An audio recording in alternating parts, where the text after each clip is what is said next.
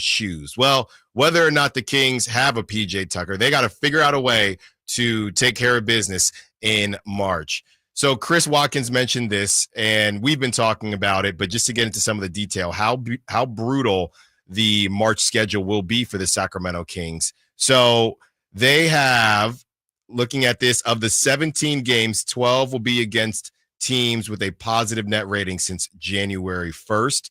They have a game against the Thunder, the Cavs, the Nuggets, the Celtics, the Pacers, the Clippers, the Grizzlies, the Warriors, the Bucks, the Blazers, the Rockets, okay, and the New York Knicks. Let's just go through this in order here. And after the Kings get through this road trip, which I'm higher on this road trip than a lot of people are. I know. I saw the text. I saw the Sac chat about the round table being maybe a bit negative, but you know me. I'm optimistic Al now. I'm optimistic Allen, and I'm standing on business. I think the Kings are going to go 3-1. They're 1-0 so far on this road trip. I think they're going to go 3-1. So let's say they do go 3-1. After that, they do have a little mini break against the Spurs. And I don't even know if you could call that a mini break because it's definitely going to be an emotional game, whether either side wants to admit it or not. I think the Kings will admit it. I don't think De'Aaron Fox is going to admit it, but you never know. So that's March 7th. After that, you go to LA, you go to the Clippers, and the Kings have just not played well against the Clippers in a very long time. They have not played well against the Clippers at all. But we still have that 176-175 highest scoring game in NBA history. That's right. Then they welcome the Knicks, they just beat down on the Kings. The Kings do not match up well against the Knicks either. They go to Golden State. We've talked enough about Golden State, and that will be to hopefully get the tiebreaker. If not, it goes in a different direction. And Golden State at this point, I mean, they wake up in the 7th seed today. They're staring right at, it's like that meme with the dog staring at the other dog. That's how Golden State is looking at that 6th seed in the Clippers. So I don't honestly know, win or lose. You need that W, but I don't really know how much that tiebreaker is going to matter because I don't think the Warriors are even thinking about the play-in at this point in time. You have the Kings hosting this, or going to Phoenix to host or to take on the Suns. Not sure what to do with that. I guess we should still be worried, but watching them, they just don't make sense at all. They host the Grizzlies. They host the Cavs. They host the Bulls. They host the Bucks. They host the Celtics. They host the Thunder. They host the Blazers, who the Blazers have been playing well. They go to Orlando. That's kind of a rough stretch to go all the way down there to Disney World, even though Steph played well, dropped 56 last night. We know Orlando can be a little tough, and they barely beat the Magic last season. That was, I think Malik might have had a donut in that game. It was a really rough game for Malik, and the Kings were able to slide out of there with a victory. They go to Indiana. We know that's going to be tough with Halliburton. They do get a break, and then actually I was going to say they get a break, but at that point March is over. So March ends, and literally as March ends, March 31st, they go to Indiana, and right after that, April 2nd, they get the Wizards, and April 4th, they get the Hornets, just to say, okay, your March is over. And then who do you get? Cleveland. Yeah, and then you get a back-to-back. This is a nasty, nasty, nasty back-to-back. The whole thing is nasty, to be honest with you. To end the season, you get a back-to-back against the Cavs, at Cleveland, at Detroit. Then, tell them what's next, Johnny. April 9th, they host. How are they still playing the Nuggets? They host the Nuggets. After that, they get the Clippers. And then, just like every other season, they end their season playing the Phoenix Suns, hosting the Phoenix Suns. So a 3-game homestand, Nuggets, Clippers, and Suns, coming off a crazy, disgusting back-to-back with the Cavs and the Pistons. This is a nightmare. Can I just say that? This is a nightmare. 12 games against teams that are above 500, 12 games against teams that since the new year have a positive net rating, which means they're a top half team in the league.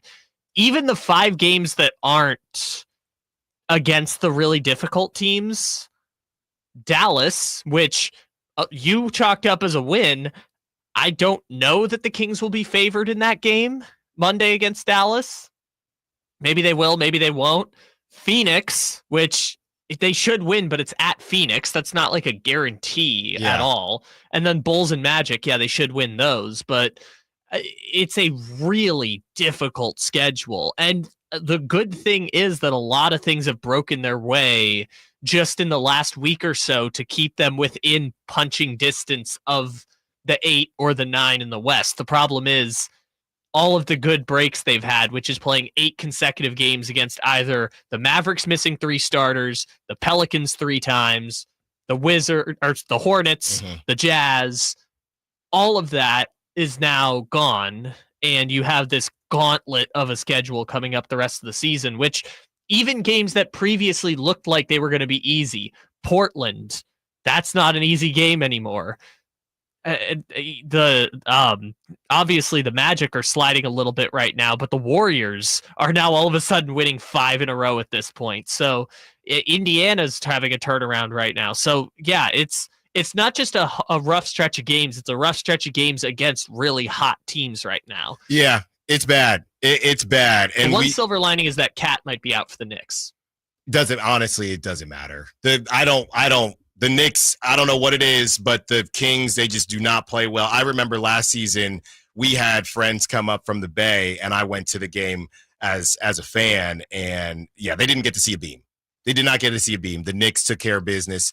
Jalen Brunson went off. Jalen Brunson kind of has had – Keon plays really well. There's certain guys, and Keon's still super young in his career, but certain guys that Keon guards really well. Right, as far as these premier scores, I think Keon does a really good job against the Steph Currys of the world, guys like that. But for some reason, Jalen Brunson, Keon struggles against Jalen Brunson, or I should say, doesn't lock Jalen Brunson down the same way he can lock down other stars. So the Knicks game is going to worry me. And Josh Hart turns into a Hall of Famer.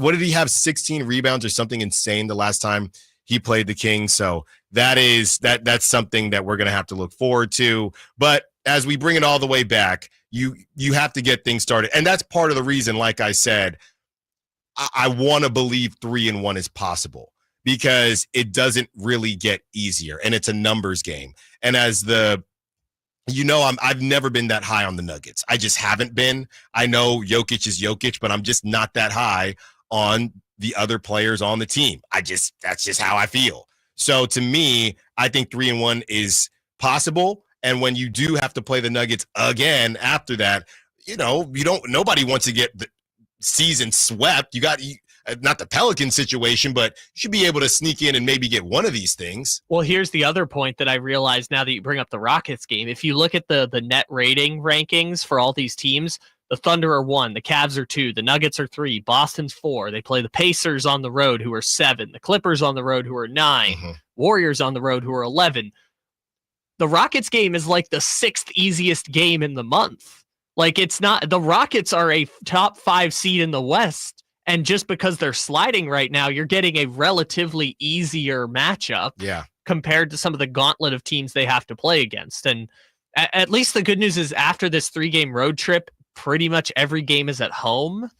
So that's a nice little breakup in the schedule a bit, but it's still not perfect. I mean, they play home back-to-backs against the Clippers and Knicks. They have home back-to-backs against OKC and Boston, which is, that's the hardest back-to-back you're going to find in the league. And we all remember what the Kings did to Boston out there without De'Aaron Fox. They beat them down good. So Boston is going to have something for them. I think the good thing, bringing it all the way back to how certain people have been hating on the NBA and the load management and the injured playing hurt versus playing injured, things like that. As bad as this stretch looks, I can almost guarantee you that some of these games, these teams will be missing important pieces. That's just how it is in the NBA. So you can look at this schedule. Every game that we named off against these elite teams, someone's going to be missing someone. I'm not saying that OKC won't have Shea, but maybe they won't have Jalen Williams, right?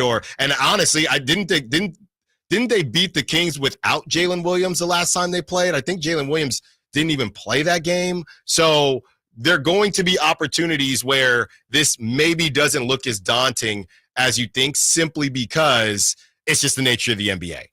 That was also the last De'Aaron game before Yes. the trade, but I don't remember if Jalen Williams was in or not. I was looking it up, but I don't think you can just say, even under the best of circumstances, you have a great chance against Oklahoma City. I mean, Oklahoma City is going to win 65 games, and I saw today those FPI rankings or whatever, which, as Brian Windhorst says, the computers don't have to guard Jokic, but like the Nuggets are like, or I'm sorry, the Thunder are like a 56% chance to win the West at this point. So, I mean, yeah, the Thunder, tough battle. Celtics, tough break. They have the 4 toughest teams in the league coming up in this month. And if they could get even one of those, I think it'll make us all feel a lot better about their standings. On the other side, we continue the conversation. Kyle